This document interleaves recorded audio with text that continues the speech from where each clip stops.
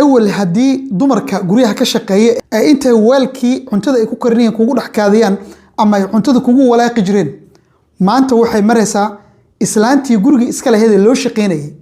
إن أنت من دل الله سوقاته جرجي دي نحن اللي وجه جبه سببته محيط هاي أرنتها سياكة دنبعية مقال كأدي كوله وذا جدونا سودو وذا. السلام عليكم ورحمة الله وبركاته وهذه سلام يا جودهان شعب كصومالي ذو ملك السود الدنيا ذاك جوكتان ولكن عبد الله مع الحسين ورجينا يا أنو نبضي عافمد قبنا الرب جين ومركله دب إنه كل سيء أنت ربنا الله كذل القاضي أنت يسوق توصل هنا الله وبركيه نبينا عليه الصلاة والسلام أنقود الصلنا إن يقول عصب توابا أوجهي سبسكرايب إيسار مقال كنا إلا جري وحي تلي تصال أنا قيبت كومنتي قاعد يقول سو ذاك دونتا channel كنا عبد الله دولة مركو هرب بعدين كان ماشي سيجارسي ما أنت ورجينا يا أنت هاي إنك بدن إنا إجارسين دونتان قلبك إيجا تعلن ما هالسردين ولا ليال سيده هرنا برنامج كي جماعة كسوارتين مقال كهل كان ذيك جم مقضية أركيسان أرجع حقه runtii waa mid aad iyo aad looga naxo arintan waxa ay ka dhacday magaalada Nairobi ay ka dhacday waana arin runtii aad iyo aad looga argagaxo sida muuqaal kale igula wadaagay arintan waxa ay ka dhacday magaalada Nairobi dabcan waxayna ku dhacday hooyo Soomaaliyeed sida muuqaalkaba aad ka arki kartaan mucjizada ugu weyn ee dhacday waxa waaye hooyadan waxa ay soo gashay jikada ay ku jirtay midda jikadan waxbay ku aragtaan u maleynaya haddii jikadan hal albaab ay lahaan lahayd hooyadaas gabadha way iska badbaadin kartay laakiin ciladu xagee ka timid jikadii laba albaab bay leedahay haddii ay baxdo maamadu albaabka ku soo xirto oo qayliso gabadha waa la qaban kari laakiin ayadii oo kaligeeda caruurta yaryar ee hoos taagan oo macnaha ay haysato jikadii oo laba albaab leh ayadoo midi loo qaatay waxyaalo fara badan iyo confuse ba isugu darsamay hooyadii Soomaaliyeed isla markaasina islaantii guriga uga shaqeynaysay sida ay uga guuleysatay inta aan faahfaahinta u gelin bal buuqa marka hore iyo sida wax u dhaceen aan wada dhageysano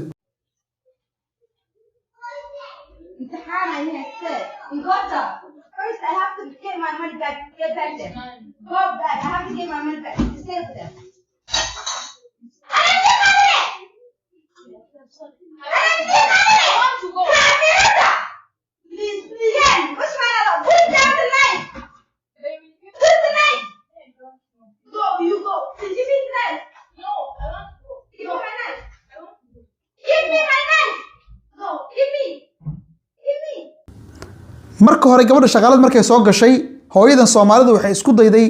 gabadha inay ku qayliso ay tiraahday joog halka iga joog way kala tuurtay fiiriya way kala tuurtay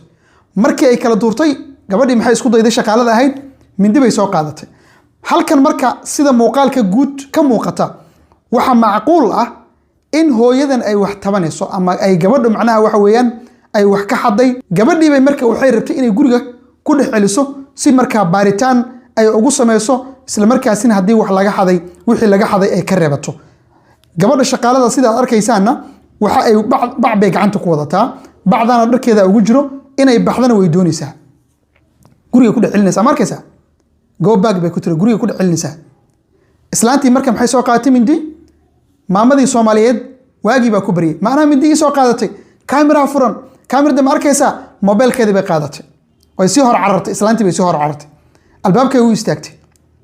halka markay taagan tahay islaantii waxay tiri waxaan doonayaa inaan baxo sidaas ay ku tagtay caruurtii yararka ahaydna way soo baxeen oo muuqaalka ay kaga muuqdaan oo halkaas ayuu buuq ka dhacay sidaas bay wax u dhaceen aniga adika isku soo laabanay markan ciladan xagee ka taagan tahay gabdhaha Soomaaliyeed ee dumarkan ajnabiga ay u shaqeeyaan ee dhibaatada inta la ku qaba ciladu xagee ka taagan tahay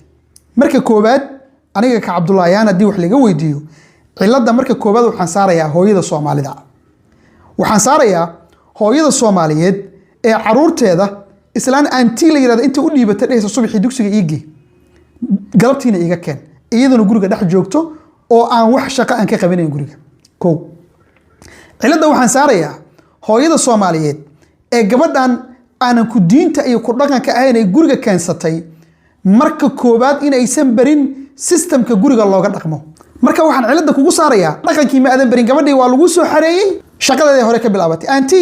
cunuga cuntadiisi anti cunuga kaadada ka soo dhaq anti cunuga dugsiga iigi anti cunuga dugsiga ka keen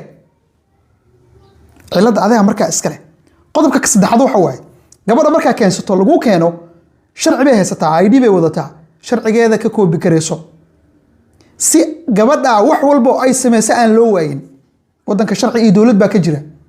maya gabadha Soomaalidu waxa dan kama leh waxay leedahay waa anti oo waa gabar iska masaakiin iska daa hadhowna mididaas lagu soo qaadana gabadha ku shaqeynayso ee aan kugu diinta iyo dhaqanka ahayn ee guriga aad keensatay ee wax walba oo guriga yaalay aad farta ka saartay oo aad sida kalsoonida u siisay hadhow hadii qalad dhaxmaro inay kugu kibirto wax diidi kara ma jiraan ilaa adaa isku fasaxay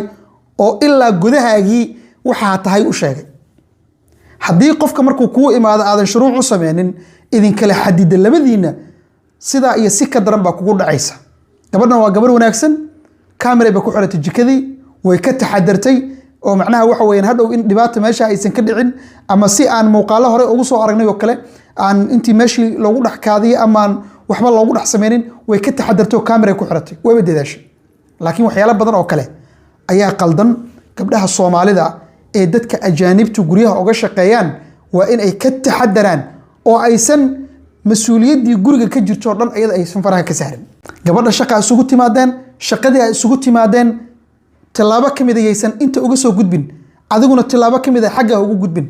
xuquuq bay kugu leedahay oo xuquuqdeeda waa inaad siisaa shaqa aan shaqadii aad kula heshiisay ahayna waa inaadan u dirsan inta wixii ka badan hadii ay kugu dhaqanto oo aad ogolaato wax walba lagu sameeyay adiga ayaa kolbatuura u ah oo mas'uuliyadda qaadaya imisa aragnay oo hooyooyin Soomaaliyeed ilmahooda yarka 3 jir 4 jir ah islaamo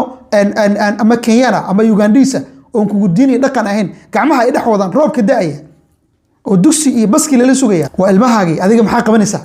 hooyada Soomaalida ee sidaas sameynaysa hadii la weydiyo la dhaho intay islaantaas madowga carruurtada intay qaado dugsiga ku geenayso roobka dhaxdeeda labada gacmood hafaqa ay siinayso qaarkood ay si qaldan oo la dhaqmayaan inta ay ilmahaaga saa islaantaas yeelaysay adigu maxaa qabanaysaa hadii la dhaho su'aal la weydiyo hooyada Soomaalidu jawaab ma hayso ee sidaas sameynaysan ka wada gabdhuhu ma wada sinna yaana wada simin gabdhuhu ma wada sinna qaar wanaagsan oo boqorro ah baa jira qaarna caruurtoodii iyo mas'uuliyadii guriga islaantaas antida la dhaho ay farta ka saareen qaar baa waxa lagu leeyahay way guumeystaan ba islaamiga guriyaha uga shaqeynaya guumeystaba oo ay baqanaysaa in la dilo gabdhaha aan ajaanibta